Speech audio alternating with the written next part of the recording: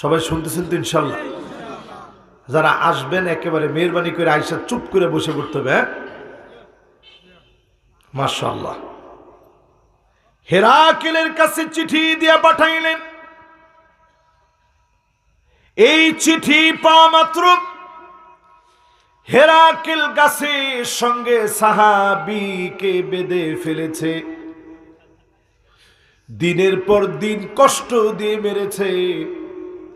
আল্লাহর নবী শোনা মাত্র বলেছেন এটার প্রতিশোধ নেওয়া লাগবে। একজন সাহাবীর রক্ত ঝরার কারণে আল্লাহর নবী 3000 সাহাবীকে পাঠিয়ে দিলেন। আল্লাহর নবীর সাহাবীরা সেই প্রান্তে গেলেন। বর্তমান আমেরিকার মতো সুপার পাওয়ার ছিল হেরাকেল। এই বাহিনীর বিরুদ্ধে মুসলমানরা